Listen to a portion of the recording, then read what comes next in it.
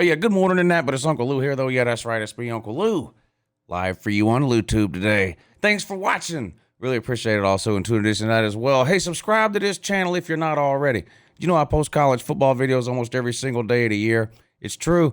Some of them are even watchable. I don't know about this one. You can let me know in the comments down below after you get done watching it. Be sure and let me know which games you disagree with me on, too.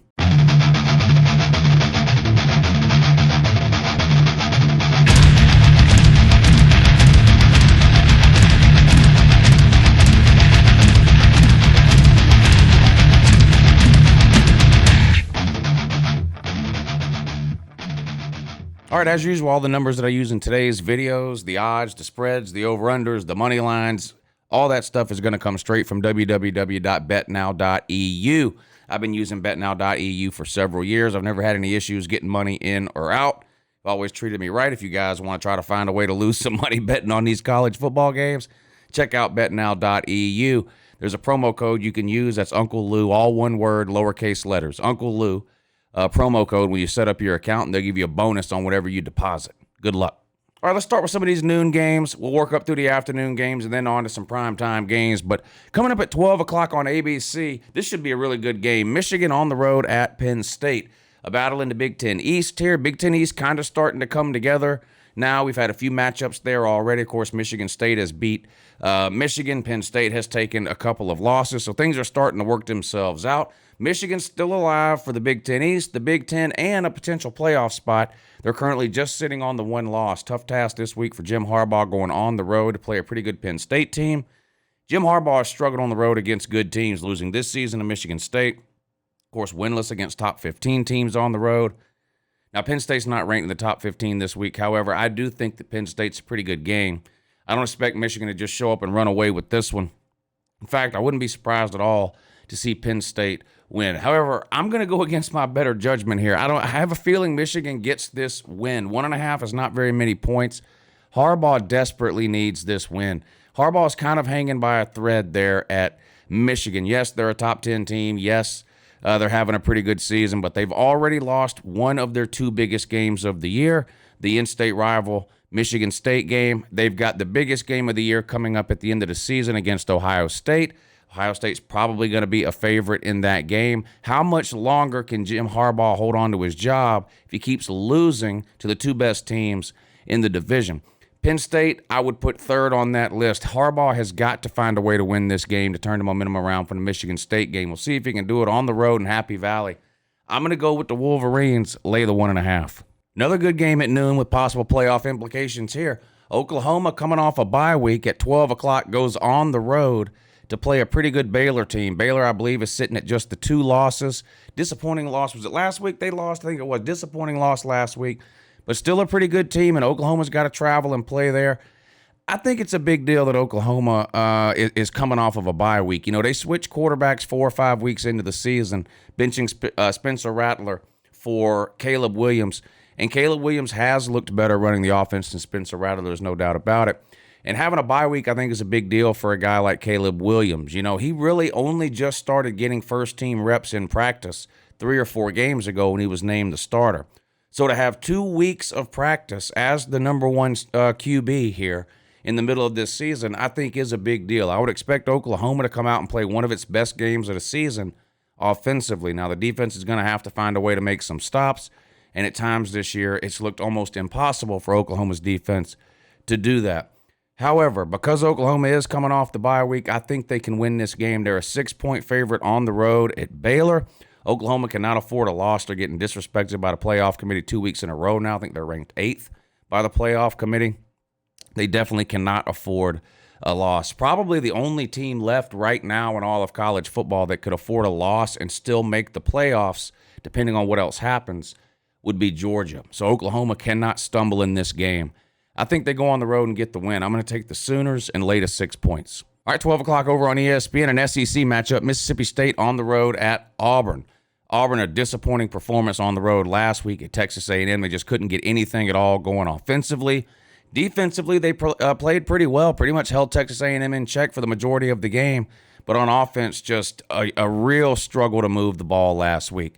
That should be a little bit better this week as they are playing at home where they're a much better team. and Mississippi State not nearly as good defensively as Texas A&M is. Mississippi State's had kind of the season I think most people expected them to have. They do have a win over Texas A&M earlier in the season. I guess that's their best win. I'm not convinced yet really how good of a win that really is. Auburn's a 5-point home favorite, 12 o'clock ESPN. I'm just not a believer in Mississippi State. I'm going to take Auburn here to win at home. They are a better team at home than they are on the road. And although I don't think Auburn's a great team, I think they're better than what they showed last week. And I have a hard time believing Auburn would play that bad, especially offensively, 2 weeks in a row. Give me Auburn, lay to 5 points. All right, 3:30 at CBS. Georgia on the road at Tennessee. Georgia, a huge favorite again this weekend. 20 points this time on the road against the Vols. Tennessee's had a decent offense this year. They're scoring 42, 43 points a game, somewhere in that range. They're not scoring as many points per game as Georgia, but they're scoring pretty good. Their defense is absolutely horrible. Georgia, I have the same questions right now about Georgia every week. It doesn't matter what team we're playing. It's the quarterback situation. Who's going to start? How many quarterbacks are going to play? What is the rotation going to be? Is it going to be one quarterback for the first half, one for the second half? Do they let both quarterbacks play in the first half? How's that going to work? What's the score at halftime? What does that mean for Georgia's offense, regardless of who the quarterback is, in the second half? Do they slow it down and go to the ground game, kind of, try to just end the game? I'm curious to see. I think about half the time I've bet on Georgia this season, and half the time I haven't. I don't think I'm going to bet on Georgia this week. It's a home game for Tennessee. The crowd will be loud. They're going to do a blackout there. The players are going to wear the black uniforms. I don't think there's any way Tennessee can win the game. And I think Georgia could and probably will be up by more than 20 points in the second half of this game. However, we have seen teams try to score in the fourth quarter against Georgia of blowouts just to make themselves feel better this year. We saw Kentucky try it and succeed, calling timeouts with 10 and 15 seconds to go in a 30-point loss to try to get some moral victory points on the board. We saw Missouri do it. I think I said Auburn, but I meant Kentucky and Missouri. We saw Missouri do it last week, or try to do it and fail, running 4 plays inside the 5-yard line at the end of that game while using all their timeouts to try to make themselves feel better. I wouldn't be surprised to see Tennessee's offense, who is much better than those two teams' offense, actually score some points in the fourth quarter, especially if the game's out of hand and Georgia has their second, third, fourth-string defense in, whatever you want to call it, whatever it happens to be. I don't think this will be a close game in the second half. Georgia could be up by 21, 24, 27, something like that in the second half, decide to rest the starters like they normally do. And if that's the case, I could see Tennessee's offense scoring some points in the second half. I think Tennessee will score some points in the first half, too, and I'm not trying to disrespect Tennessee's offense. I wouldn't be surprised at all if Tennessee scores more on Georgia than anyone else has this season. Kentucky scored 13 on Georgia. That's the most amount of points Georgia has given up all year. 2 touchdowns to Kentucky. We blocked an extra point. That's how they ended up with 13. I expect Tennessee to score in the 17 to 24 point range in this game. The problem is it's very likely Georgia gets into the 40s. If you look at Tennessee's defense, it's just horrendous. I mean, they gave up an entire season's worth of points last week to Kentucky. I don't see how they're going to keep Georgia from moving the ball and keeping Tennessee's offense off the field. So I expect this game to be 40-ish for Georgia and then somewhere 17-24 type of thing for Tennessee. It's just hard to know what's going to happen at the end of this game, who Georgia has in the game defensively versus who Tennessee has in the game offensively, and the questions I have about who's playing quarterback for Georgia and when they're playing. For that reason, I'm not going to lay the 20 points this week for Georgia, although I do think they'll win. But give me Tennessee into 20 points. All right, at 3:30, we have giant killer Purdue on the road at Ohio State. Purdue has already beat 2 top 5 teams this year. They beat Iowa when they were ranked, number 2? And then they beat Michigan State last week. And depending on which poll you believe, they were ranked 2, 3, 4, or 5, somewhere in that range. The game's at Ohio State. Ohio State's a 21-point favorite. This is 3:30 on ABC. I think the buck stops here for Purdue. I do not think they make it 3 for 3 against top 5 teams this year. I do not think they're going to win this game against Ohio State. So can Ohio State win this game by 21? We saw Ohio State struggle last week against a bad Nebraska team, and then we saw Nebraska fans spend all this week, Ohio State fans spend all this week trying to tell us and convince us that Nebraska's good. Is it possible that Nebraska's the best 3-9 team in college football history? Maybe, but what is that really saying? They're not very good. Reality is Ohio State struggled last week and didn't look good. So did a lot of other teams.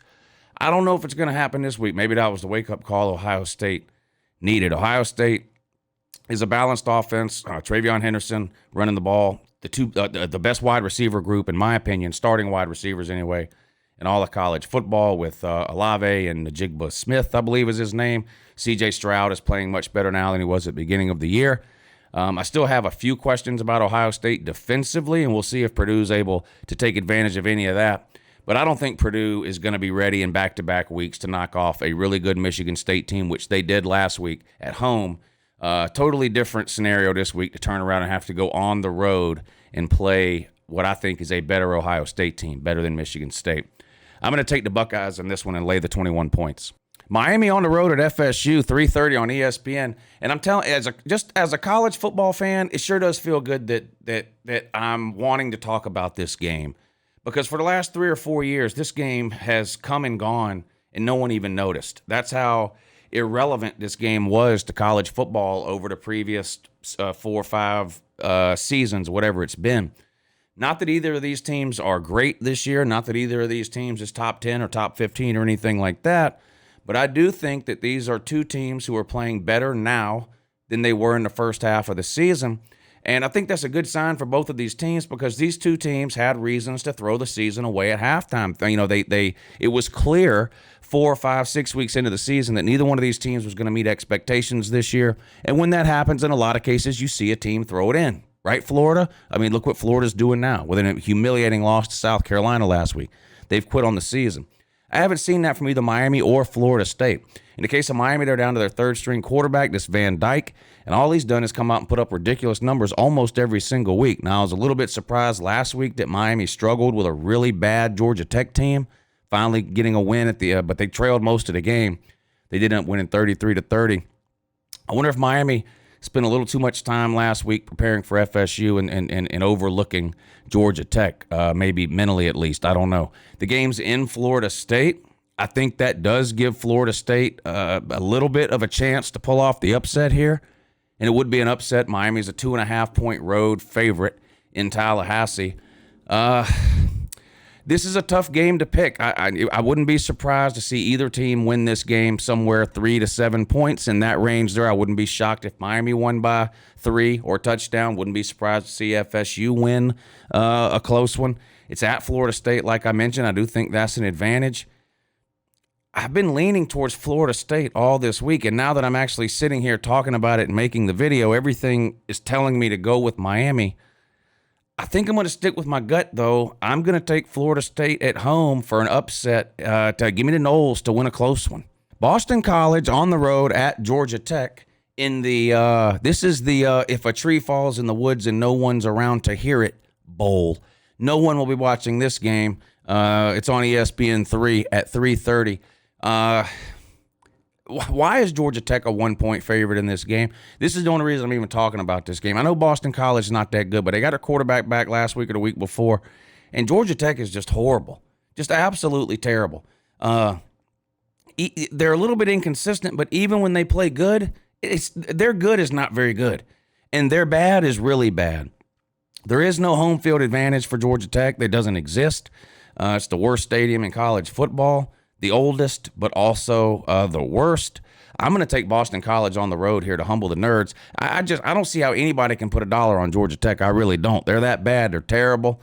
It's been a disappointing season for Georgia Tech. I thought they would be better year 3 now under Jeff Collins, and it's just not coming together for whatever reason. They're still recruiting at a decent level, especially compared to where they were at pre-Jeff Collins. But so far, it hasn't translated to the field. We'll see if maybe they can surprise me this week and play a good game and get the win at home. But I'm going to be honest with you, I don't see it. Give me Boston College on the road to pull the upset. South Carolina at Missouri. This one also comes on. Is this really 3:30? You know what? This one might be 4 o'clock. SEC Network. South Carolina on the road at Mizzou. South Carolina, of course, had look. it's fun to make fun of Florida. Believe me, no one likes making fun of Florida more than I do. I mean, I could do it all day long. That was a big win for South Carolina. I mean, you got a brand new coaching staff in there and Shane Beamer. I'm even going to call him by his real name because I'm being serious here. You got a brand new coaching staff in there. Year one, Shane Beamer, guy's never been a head coach before, right? It hasn't gone well for South Carolina this year. And beating Florida is a big deal. It doesn't matter whether Florida is a top 10 team or whether they're unranked and having a down year, which they clearly are this year. For a first-year head coach of South Carolina to get a win at home at night in a packed house over Florida is a big deal, and it's the type of thing that can generate momentum for a team and for a program. Now, we'll see if that is true or if that carries forward, but I do think that was a good and a big win for South Carolina. They did it with their third or fourth string quarterback making his first ever start in the FBS. He came from an FCS school up in the Northeast or something somewhere that no one's ever heard of. It's a good win for South Carolina, and we're going to see if they can carry that over, because if you just forget that the South Carolina-Florida game happened, right? Or if this South Carolina versus Mizzou game was played last week before the South Carolina and Florida game, you look at this South Carolina and Mizzou game, it'd be a pretty good game, right? At Mizzou, maybe South Carolina's a little bit better, but they got to go play at Mizzou. I mean, it would be a tough game to pick. To me, now it's not a tough game to pick at all. At all. I don't understand why South Carolina's only a 1-point favorite in this game. We just watched what they did to Florida. I know it's Florida, but it's Florida. And this is Mizzou. Also, who did Mizzou play last week? Well, they played Georgia. Check the recent track record of teams that have played Georgia and what they have done the following week. It's not good. Georgia tends to break teams, ruin them, rip their will to play out of their body. This could happen to Mizzou. Mizzou's got its own set of quarterback issues. We'll see what South Carolina does this week, but I have a feeling they're going to go with the same guy that played last week. I think South Carolina goes on the road. This is the battle of the Columbias here. Of course, the University of South Carolina is in Columbia, South Carolina. University of Missouri is in Columbia, Missouri. So the battle of the Columbias here. I think the road team, South Carolina, win. I don't think this game will be particularly close. I could see South Carolina winning this game by 10 to 14 points. Give me the Gamecocks on the road. All right, what about Texas A&M at Ole Miss? This one comes on at 7 o'clock, and I think this will be a good game. One of the SEC's best offenses, Ole Miss, against probably the SEC's second-best defense in Texas A&M. Statistically, Texas A&M's defense has been second to Georgia this year. A really good defense. They were first in the SEC last year, so this isn't a fluke here for Texas A&M. They've got a really good defense. So I'm interested to see that matchup there, the Texas A&M defense versus the Ole Miss offense. I think this is a big advantage, clearly a big advantage to Ole Miss to have this game at home because that means they don't have to play it at Texas A&M. So Texas A&M, a 2.5-point road favorite. Everything's still on the table, technically, I guess, for Texas A&M, although I would still be shocked to see a two-loss team make the playoff. But they have a chance to win the West. They need Alabama to lose. Again, Texas A&M with 2 conference losses, Alabama with 1 conference loss, but Texas A&M has the win over Alabama. So if Alabama were to stumble either next week against Arkansas or the final week of the regular season against Auburn, and Texas A&M wins out, Texas A&M actually would win the West. This is a big hurdle for Texas A&M to get over, though, on the road at Ole Miss. I'm interested to see what Matt Corral can do against that Texas A&M defense. When I've watched Ole Miss play this year against teams with any type of defense at all, they haven't been the same. I don't think Ole Miss is just going to – this isn't going to be a 40, 50-point game for Ole Miss. I don't see that happening. Ole Miss is going to have to try to win a low-scoring game here. I'm not convinced they can do it. I'm going to take Texas A&M on the road and lay the 2.5 points, although I have to admit I likely will not actually be betting any money on this game because this is one I really think could go either way. If Ole Miss hits a couple of explosive plays and can get into the mid-20s, I think they've got a pretty good chance to win the game. We'll see. Anyway, but for the purposes of this video here, give me Texas A&M lay to 2.5. All right, 7:30 on ABC, Notre Dame at Virginia. Notre Dame a 6-point favorite in this one? Is that right? I think this line has gone up since earlier in the week. It seems like when I did this, the Lunch Money Show with Pete on Monday, it seemed like this line was 1 or 2 points. Now it's all the way up to 6. That's a huge red flag to me. I was thinking about taking Virginia in this game for the upset at home when they were a 1 or 2 point favorite. But this is starting to look like a trap now, and I don't mean a trap game. I mean like it's a trap. It's a trap. Yeah, it's a trap. I've changed my mind on the fly here. Give me Rudy later points in that. NC State on the road at Wake Forest, ACC Network 7:30. Wake Forest no longer amongst the undefeated, but they are a 2 point home favorite against NC State. 2 points ain't enough. I think Wake Forest offense will be too much for NC State. I'm not going to talk much about this game. I only wanted to put them in here to, because Wake Forest was undefeated. They were ranked in the top 10 last week. They're not a team we talk a lot about on this channel or discuss in much detail. Can you imagine if Wake Forest still had Kenneth Walker, the running back from Michigan State? I mean, in my opinion, Kenneth Walker's the runaway Heisman winner this year. What if Wake Forest is averaging 70 points a game? I mean, I'm exaggerating, but Wake Forest offense is ridiculous. Can you imagine if how did they let Kenneth Walker get away? I don't know, but I don't think they're going to need him to beat NC State at home. Give me Wake Forest, lay the 2. All right, and finally at 7:30, we've got Arkansas on the road at LSU. This is a game Arkansas needs more than LSU. Arkansas started off, it was a great story at the beginning of the year. They got all the way up. I think didn't they even get into the top 10 before they lost to Georgia. Now, it turns out that ranking was probably a little bit inflated. Clearly, Arkansas is not a top 10 team. However, Arkansas has been so bad in the SEC for so long that seeing them get talked about like they were was refreshing to see. I mean, everybody likes good stories like that where teams seemingly come out of nowhere. LSU's a lame duck situation with Ed Orgeron. This is a home game for. Is this LSU's? I don't think this is LSU's last home game. I think they host Texas A&M the last week of the season, which I guess would be Ed Orgeron's last home game. That'll be a tricky game for somebody to win, in my opinion. You go in and beat LSU in Ed Orgeron's last home game if that's the last week of the season. Arkansas is a 2.5 point road favorite this week at LSU. I think Arkansas wants and needs to try to finish this season with some type of positive momentum, right? They had a lot of momentum at the beginning of the season. They sort of lost it with a few losses in the middle of the season over the last few weeks. It would be good for Arkansas to close out strong, right? We have early signing day that's basically a month away now, coming up the second week of December. A strong close to the season could really help Arkansas there. And like I mentioned, I just think Arkansas has more to play for at this point in the season. Their players, I think, clearly have... the LSU coaching situation is just a mess. It's hard to know what sort of effort those players are willing to put in this late in the season with nothing on the line really for LSU, nothing to play for in terms of division titles or conference titles or playoffs or New Year's Six bowls. Not that Arky's making any of that stuff either, but the expectations weren't the same at Arkansas to start the season as they were at LSU, and Arkansas still has a coaching staff. LSU does not. I'm going to take Arkansas on the road late at 2.5 points. All right, there you go.